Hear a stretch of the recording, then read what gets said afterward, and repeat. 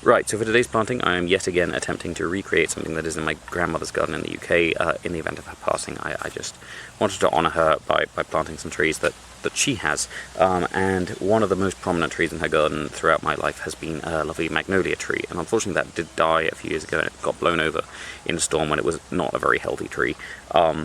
It didn't respond very well to sort of mowing the lawn underneath it, but that has been corrected since, and my mother has planted another magnolia there. Now that is a species that doesn't respond well to pruning, and it doesn't like getting too hot, so it wouldn't grow very well here for the heat, but also where this is going to need pruning because it's got to get along with a few other trees, because we've got a loquat nearby, we've got a couple of Revolfias and an Avocados nearby, and I do need those to have enough space to grow and thrive. Fortunately, this magnolia is not the same species. This is a much more tropical one, and if anything, we'll have trouble with not being tropical enough for it, because although we're well within the tropics, we are quite high altitude. This is often a lowland tree, and we don't get the rainfall that this would usually get in its preferred environments. So this is Magnolia champaka, which used to be in a different genus, I can't remember what, I think Mycelia.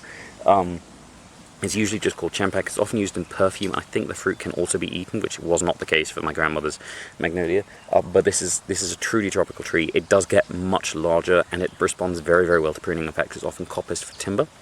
And so hopefully in this environment we should be shady enough here that it should do quite well. It's actually the reason these Aloidendron that are all around it are looking quite leggy is because it's a little bit too shady for them here, and as this grows up these will need to be moved elsewhere. Now my grandmother's one did have its own companion plants, which were the crocus, which is not something I can grow here. It is just too warm for them. I know that because my Afrikaans grandmother tried that for many years when she was alive, and it didn't work for her here. But that is from what you get the spice saffron from, and a lot of people will substitute out saffron, which is very expensive, for turmeric, which is usually not. And turmeric is something that grows very well here indeed. It very much appreciates our long dry season, it very much appreciates our temperature, and I have, just by chance, quite a lot of turmeric that needs planting out, so I'm going to be putting a little bit of that around the base of this, and that should settle in quite nicely. This is just about the ideal environment for it here. I found it tolerates our dry season much better with a little bit of shade.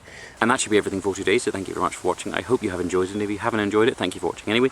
Please tune in again tomorrow. I will be planting something else, and for a change I actually know what that is, but you will have to wait and see.